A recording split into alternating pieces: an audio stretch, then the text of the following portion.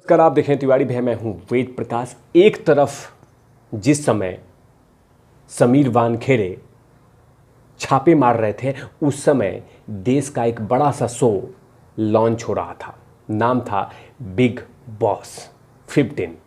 सलमान खान उसके एंकरिंग कर रहे थे और दूसरी तरफ देश का सच्चा हीरो छापे मार रहा था। नाम तो सभी को पता ही होगा, समीर वानखेड़े। सच्चा हीरो, सच्चा सिपाही। एक तरफ 4 कमरों के कैद में बैठ के शो को रिलीज किया जाता था, दूसरी तरफ जान रिस्क में रख के कि जान चली न जाए, कुछ हो न जाए, अनहोनी घट न जाए, उसमें समीर वानखेड़े ये छापा मार रहे थे। जैसे ही समीर वानखेड़े की टीम को ये भनक लगी कि समुद्रों के बीच में, जहाँ पे किसी का आना जाना नहीं होगा, ना एनसीबी परेशान करेगी, ना मुंबई पुलिस परेशान करेगी, ना कोई ऑफिसर परेशान करेगा, हम समुद्र के बीच में अय्याशी से बिना रुकावट पार्टी करेंगे। ये खबर जैसे ही एनसीबी के टीम को पहुंची, एनसीबी ने इतना बड़ा जाल बिछाया कि इस जाल में सभी लोग फंस गए। एक खबर आ रही है कि इस तमाम लोगों में से बहुत ऐसे कलाकारों के बेटे भी हैं जो इस एनसीबी के छापे में पकड़े गए हैं, जिस जहाज में पकड़े गए हैं, जिस जहाज का नाम है कौडिला।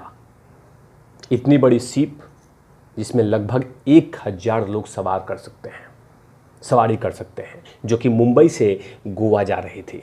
लगभग 3 दिन की ये पार्टी हो रही है, जिसमें 3 दिन तक लोग सवार रहेंगे और बिना रोक टोक के, कोई परेशान नहीं करेगा, कोई दखल नहीं देगा।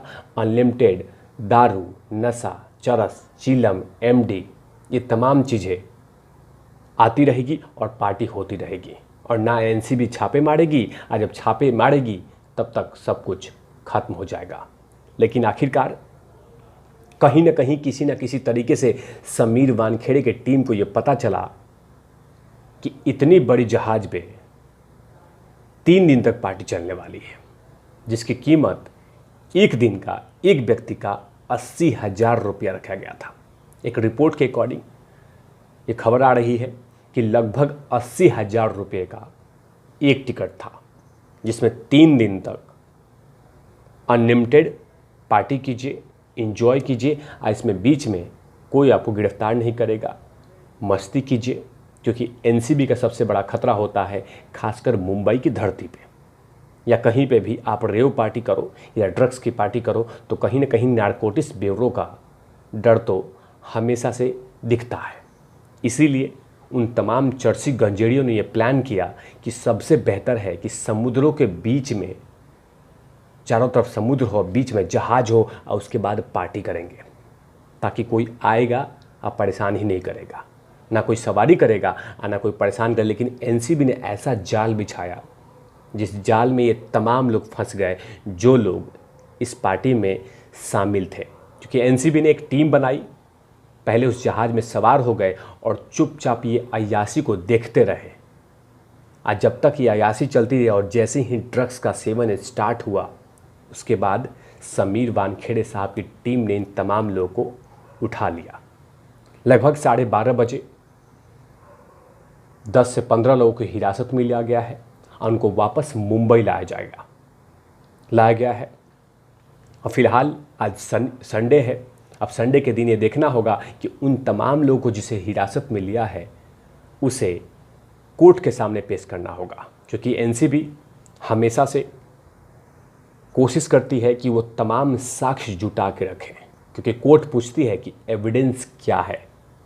और जब से एनसीबी को कुछ केसों में बहुत ज़्यादा नुकसान हुआ है, इसलिए एनसीबी चाहती है कि अब की बार सबसे ज़्यादा सबूत इकट्ठा किए जाए।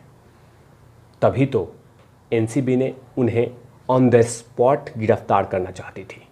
तभी तो 10 से 12 लोगों की टीम एनसीबी की बनी, उसको लीड कर रहे थे समीर वानखेड़े साहब। इसीलिए समीर वानखेड़े साहब उन तमाम लोग के हीरो हैं जो लोग उन पर ट्रस्ट करते हैं, और उन्होंने कभी ट्रस्ट तोड़ा नहीं है। जाहिर सी बात है कि उन्होंने मुंबई के उन तमाम लोगों के दुकानों को बंद कर दिया है जो लोग लगातार माल है क्या, माल है क्या, माल है क्या पार्टी कर रहे थे।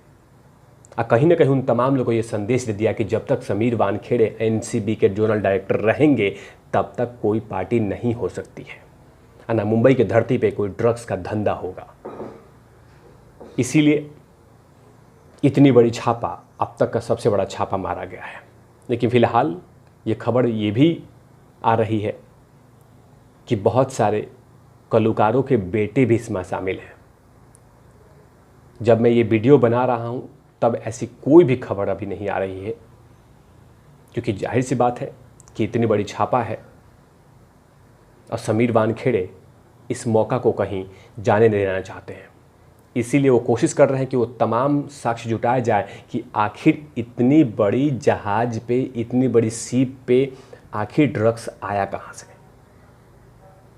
वो जानना चाहते हैं कि आखिर इसका लिंक कौन है, क्योंकि सूत्र बता रहा है कि एक दिल्ली बेस्ड कंपनी ने इन तमाम पार्टियों को ऑर्गेनाइज किया था, इन तमाम लोगों को इनवाइट किया था कि आप पैसे दीजिए और 3 दिन तक एंजॉय कीजिए।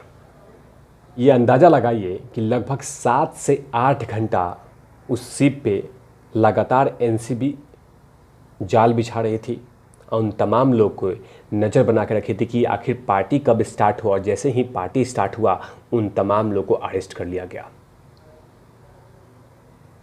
जाहिर सी बात है कि जान रिस्क पे काम किया गया है, तभी समीर वानखेड़े इस तरह के रिस्क लेते रहते हैं, उन तमाम लोगों को संदेश देते हैं कि एनसीबी लगातार काम कर रही है। और जो लोग ये देखते हैं कि एनसीबी चुपचाप बैठी हुई है, तो उन्होंने ये भी दिखा दिया कि एनसीबी चुपचाप बैठती नहीं है। वो कहीं ना कहीं किसी न किसी तरीके से ये संदेश देती है कि एनसीबी लगातार काम कर रही है और उन तमाम लोगों को ये संदेश दे रहे हैं कि आप नारकोटिक्स ब्यूरो से डरें, ड्रग्स को ना कहें। लेकिन कुछ लोग ढीठ हो चुके हैं, उन्होंने सोचा कि जमीन मार्ग छोड़ दिया जाए, तो जल मार्ग शुरू किया जाए और नावों के बीच में पार्टी की जाए। लेकिन जैसे ही भनक लगी समीर वानखेड़े के टीम को, एनसीबी को, कि एक बड़ी सी रेव पार्टी होगी जिसमें अनलिमिटेड ड्रग्स, नो बैरिगेट, कोई परेशान करने वाला नहीं होगा, जमकर पार्टी करेंगे और वापस आ जाएंगे। लेकिन आखिरकार एनसीबी ने साबित कर दिया कि हमारे सामने, एनसीबी के सामने किसी की नहीं चलती है। अब ये देखना होगा, ऐसे बहुत सारे सूत्र बता रहे हैं कि इसमें बहुत सारे कलाकारों के बेटे हैं, लेकिन अभी तक फ़िलहाल जब ये मैं खबर बना रहा हूँ तब तक कोई भी ऐसी खबर नहीं आई है कि किसी का नाम आया हो। लेकिन ये हुआ कि इसमें कहीं ना कहीं बड़े लोग शामिल हैं। अब देखना होगा कि जमानत मिलता है या वापस इन्हें डिटेन किया जाता है, क्योंकि बहुत सारी जानकारियां अभी एनसीबी निकालना चाहेगी इन तमाम लोगों से। तब तक के लिए आप देखते रहे तिवारी भैया, मैं हूं वेद प्रकाश, कैमरामैन धूल आठी के साथ ओपन आउट लवीज।